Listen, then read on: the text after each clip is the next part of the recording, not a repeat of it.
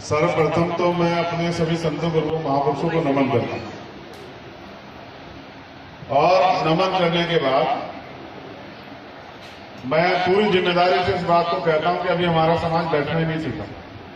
जिस समाज को कह के बिठाया जाना कि बैठ जाओ और कुर्सी खाली पड़ी हो और वो इधर खड़ा रहे तो समझो वो समाज अभी कुर्सी की अहमियत समझा नहीं। जो समाज कुर्सी की अहमियत नहीं समझाना तो कुर्सी पे बैठ नहीं सकता है। अगर आप उसको जबरदस्ती बिठा दोगे तो फिर खड़ा हो जाएगा, जैसे ये लोग खड़े हैं ऐसे ही खड़ा हो जाएगा वो फिर।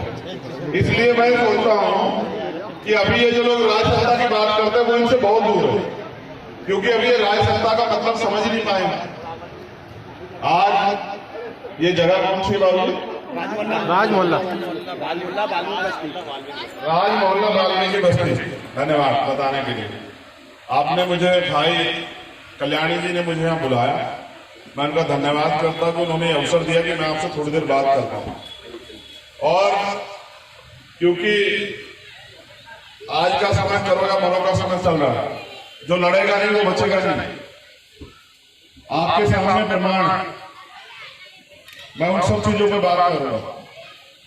सर्वप्रथम करुणा के सागर तथागत गौतम बुद्ध, संत श्री सतगुरु रविदास जी महाराज, भगवान वाल्मीकि महाराज और गुरु नानक देव, संत कबीर, अपने गुरुओं को नमन करके और जिन महापुरुषों की तस्वीरें आपने यहाँ लगाई हैं, डॉक्टर बाबा साहब अम्बेडकर, काशीराम साहब, ज्योतिबा फूले, पेरियार साहब, साहू जी महाराज, आप महापुरुषों का भी धन्यवाद करता हूँ। यहाँ उपस्थित नौजवान साथी, इस हमारे समाज के जिम्मेदार लोग, मेरी माताएं बहनें, छोटी बच्चियां, बच्चे, इस मंच पर उपस्थित तमाम हमारे नेतागण, मेढ़े साहब, बहन रजनी कल्याणी जी, राहुल जी, सुनील बैरसिया जी, सुनील रस्ते जी, बाबू जी, विजय कुमार जाटव जी और बाकी तमाम साथी भीम आर्मी आजाद समाज पार्टी के।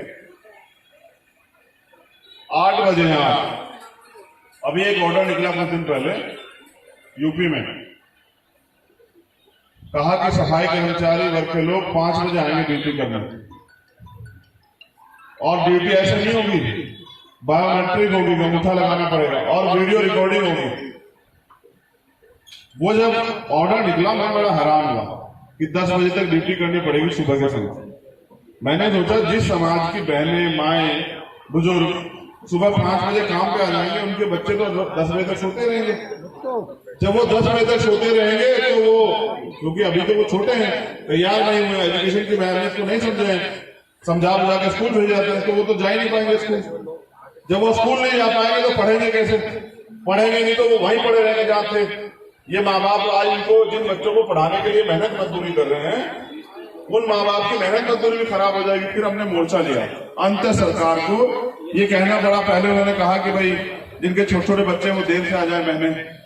फिर हमने कहा ये क्या हुआ कि भाई छोटे छोटे बच्चे हैं, 5 बजे अगर इनके साथ कोई घटना हो जाएगी इसकी कौन जिम्मेदारी लेगा? फिर उनकी समझ में आया तो उन्होंने फिर उस ऑर्डर को डिले कर दिया, उस पर ज्यादा काम नहीं किया। लेकिन मैं समझता हूं कि ये एक साजिश है। कैसी साजिश? कि भारतीय संविधान में लिखा हुआ है जो भी कार्य डेली बेसिस पे होता है वो कभी संविदा पे ठेकेदारी में नहीं होगा, वो सरकारी रूप से होगा और सरकारी रूप से ही होता था।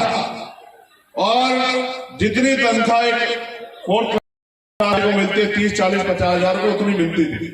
लेकिन जब पिता ने तो इस काम को कर लिया और पिता ने सोचा कि यार मैंने तो पूरी जिंदगी इस काम में बिता दी, मगर मेरा बच्चा इस काम को ना करे, मेरी बेटी इस काम को ना करे, तो उन्होंने अपने बच्चे को अच्छे स्कूल में पढ़ाना शुरू किया, अच्छी किताबें दिलाई, अच्छा जो है सुविधाएं दी।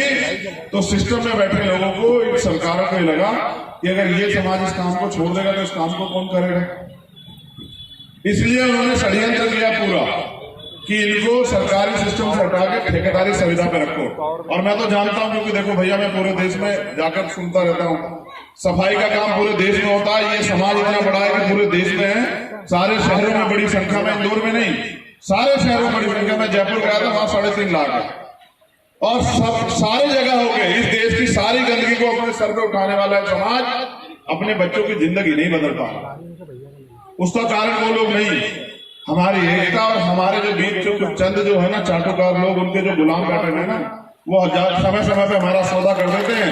जब भी हम आंदोलन करते हैं, हमें से कुछ लोग बिक के उनके खेमे में चले जाते हैं और वो कहते हैं कि चिंता मत करो, 2 दिन नहीं करेंगे काम, 4 दिन नहीं करेंगे, 5 दिन के बच्चे क्या खाएंगे, आप चिंता मत करो, रोड पे आ जाएंगे।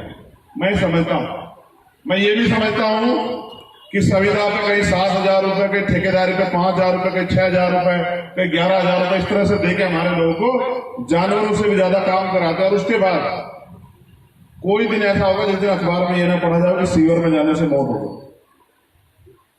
सीवर में बिना इक्विपमेंट के उतारते हैं। जब कोरोना में कोई किसी को छूने को तैयार नहीं था, तब भी समाज ने बहादुरी के साथ जो है ना अपना राष्ट्र के प्रति जो प्रेम है वो साबित किया। बीमारी को मात देकर कितने लोगों की जान गई। मैं दिल्ली में रहता हूं, दिल्ली के मुख्यमंत्री ने कहा 1 करोड़ रुपए देंगे, 20 लोगों की जान गई, मुख्यमंत्री चुप बैठा रहा। एक मामला मेरे सामने आया, वो बच्चा मेरे पास आया कि भैया मेरे पिताजी ऐसे ऐसे चले गए, देखो कोरोना पॉजिटिव है, मुख्यमंत्री नहीं मान रहा। मैंने कहा अच्छा चिंता मत करना, मगर लड़ना यार। तो बात ठीक है। 3 दिन में मुख्यमंत्री जी ने बुलाया, 10 लाख रुपए दिए और प्राइवेट एक संविदा की नौकरी दी और वो उसी पे राजी हो गया और घर चला गया। और मैं सोचता रहा कि यार इसके 1 करोड़ बैठते थे, ये अपने 90 लाख क्यों छोड़ रहे हैं। और फिर इसकी सरकारी नौकरी बैठती थी, मुख्यमंत्री का कमिटमेंट है, हम उसके खिलाफ कोर्ट जाएंगे तो खींचेंगे गिरफ्तार पकड़े मुख्यमंत्री को। तो भाई ये लड़े तो सही। तो वो कह रहा है भैया मुझे, मैं इस पे सहमत हूं। तो जो समाज गुलामी करने की आदत पाल लेते हैं ना, वो समाज में तरक्की नहीं करता भाई। अगर हमारे लोग, ये बताओ कौन सी किताब में लिखा कि ये काम हमारे सर के ऊपर से होकर उतरेगा, अच्छा बताओ। और कौन सी ऐसी जगह है, मैं अन्याय अगर गिनवाने लगू ना तो आपकी आंखें यही आंसू से जो है ना वो तर हो जाएंगे। शिवपुरी का अन्याय भूल गए आप लोग, आप हाथरस का अन्याय भूल गए। इतना बड़ा अन्याय और सारी सरकार मिलकर लगी कि किसी तरह से बेटी को न्याय ना मिले।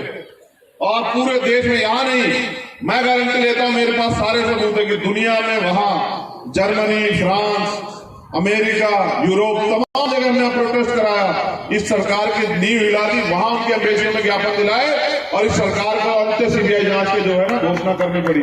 वो सरकार जो कह रही थी कि हम न्याय नहीं देंगे, जिस सरकार के लोग कह रहे थे कि कुछ हुआ ही नहीं है, आज भी वो परिवार सीआरपीएफ की सुरक्षा में गांव में रहता है। आपको अगर याद हो, मैं बाद में भी उस गांव में गया, जब मुझे पता लगा कि उनके घर के बाहर कूड़े के चट्टे लगा दिए, रेत हो गया। मैंने हिमांशु वाल्मीकि, हमारे नेता है राष्ट्रीय स्तर के दिल्ली वाले, मैंने उनसे कहा कि आप चुप नहीं बैठेंगे, अब तो गांव में चलेंगे। और मैं जाकर घर में पड़ेगा कि भाई मैं तो यही रहूंगा रात को। पूरा प्रशासन शासन मेरी पैर पकड़ता रहा कि नहीं भैया चलो, यहाँ दूसरे लोग रहते हैं, हंगामा हो जाएगा, हत्या हो जाएगी। हमने कहा हत्या होगी, हो जाए, जो कुछ होता हो जाए, कोई फर्क नहीं पड़ता, लेकिन जाएंगे नहीं। रात को 1:30 बजे डीएम और जो है एडीएम आया, कहा कि भाई साहब मांग क्या है। मैंने कहा ये सड़क क्यों नहीं बनी है जो गड्ढा हो रखा है। 1:30-2 बजे काम लगा भाई, और सुबह 6 बजे मैं याद सोया तो मैं भी नहीं याद रखता, 6 बजे जब मैं उठा सड़क बनी हुई थी। जो सड़क जो है 1.5 महीने में नहीं बनी, 2 महीने में बनी, वो रात को 4 घंटे में बन गई। और बनाने वाले लोग भी होते, क्योंकि प्रधान उसी समाज का था, तो वो भी आया, प्रधान भी कह रहा अध्यक्ष नाक में दम होगा। मैंने क्यों कि वो डीएम बैठने नहीं दे रहा है। तो मैंने कोई बात नहीं, अभी तो काम शुरू हुआ है, मैंने सुबह बात कर लूंगा। सुबह मैंने कहा, उसने कहा जब क्या मांगा, मैंने कहा सारा कूड़ा हटेगा भाई तब मैं यहाँ से प्रस्थान करूंगा, वरना जाऊंगा नहीं। लेकिन 2 मांगे ऐसी थी, नौकरी और घर। आज तक झूठा मुख्यमंत्री नहीं दे पाया, झूठा वादा किया था, लेकिन लेनी तो पड़ेगी, लड़के लेंगे। तो हाथरस को छोड़ो, मैं हिसार गया था, अगर आपको याद हो, कुछ लोगों को याद होगा हमारी टीम के। मैं बात क्यों याद दिला रहा हूं, क्योंकि हमारे लोगों को लगता है न्याय कहां होता है। जैसे अभी भाई ने कहा, हंसी आई मुझे, कहा कि हमारे में कोई घुस नहीं सकता है, तो बस्ती में आने की क्या जरूरत है, हम तो सीवर में मर जाते हैं, क्या जरूरत है हमारी बस्ती में आने की। भाई सीवर में भी तो हम ही मर रहे हैं ना, बीमार भी तो ये जो गंदगी हम उठाते हैं इसके बाद जो बीमारियां होती है उससे भी तो हम ही मर रहे हैं ना। ये जो तमाम तरह की जो परेशानियां हमारी जिंदगी में खड़ी होती है, आर्थिक समस्या है, इससे भी तो हमें लोग मर रहे हैं ना। बेहतर इलाज ना मिलने के कारण जिनकी जान जा रही है वो भी तो हम ही है ना, वही तो हम भी तो मर रहे हैं ना। तो हिसार में 12 दिन हो गए थे पड़े हुए। जिस भाई को खेत में ना काम करने की वजह से और पीठ के 12 पे और उसकी हालत खराब हो गई, वो मर गया। 12 दिन हो गए डेड बॉडी को पड़े हुए, आप पता करवा लेना। मैं जब गया वहां विक्की है, विक्की टांग, विक्की ने मुझे कहा कि भैया आ जाओ, 12 दिन हो गए कोई सुध नहीं ले रहा है। मैंने कहा कि अगर सीएम, जब वहां के अधिकारी आए, अगर उसने अपनी मां का दूध पिया तो एक दिन का समय परसों को वो हमारी मांग पूरी करके ना रोक के दिखाए हमारी मांग को। अगर वो वास्तविकता बहुत ताकतवर सीएम है, अगर कल शाम तक मांग पूरी नहीं हुई तो परसों एक अधिकारी कुर्सी पर नहीं बैठेगा, मेरी जमान है, मूछ कटवा लूंगा मैंने कहा। और अगले दिन का अखबार मैंने पढ़ा, वहां से आने के बाद सीएम ने कहा सारी मांगे, देखो भाई लड़ना पड़ेगा। अगर आप सोचते जैसे भाइयों ने बताया कि मैं हटा दिया, मैं गारंटी देता हूं 1 हफ्ते का समय रखो। जिन लोगों को सस्पेंड किया मैं आऊंगा धरना देने के लिए, यही नगर निगम में धरना चलेगा। अगर उस मुख्यमंत्री में दम हो कि वो इनका निलंबन वापस न ले तो हम देख लेंगे मुख्यमंत्री को भी। आज तो मुख्यमंत्री यही है इंदौर में। मैं तो इनसे कह रहा था कि 4 घंटे पहले बताते मुख्यमंत्री, आज हिसाब किताब कर लेते। हम कहां डरते हैं मुख्यमंत्री से, हम तो अपने अधिकार जानते हैं। एक कॉल पे मुख्यमंत्री जी को पता लग जाएगा कि ये समाज घुटनों पे नहीं है, सीना तान पे चलता है और आंख से हाथ मिलाकर बात करता है। ये गिरने वाला समाज नहीं है। लेकिन हमारी जो एकता नहीं है ना, उस बात से वो लोग ताकतवर हो गए। धन्यवाद, आपने मेरी बात को सुना। मगर जैसा मैंने कहा, आज 6 से 7 हजार 8 हजार रुपये मिलते हैं, ना अच्छा खा सकते हैं, ना कहीं जा सकते हैं, ना अच्छा मकान बना सकते हैं। मैं तो रहता हूं ना, और अपने बच्चे को अच्छे स्कूल में पढ़ा सकते हैं। अगर प्राइवेट में पढ़ाने तो 2 से 3 हजार रुपये जाते हैं बच्चे की फीस। अगर बच्चों को पढ़ाओ तो खाने कुछ नहीं बचता। ये हालात इस सरकार ने बना दिए। ये षड्यंत्र है, किस लिए?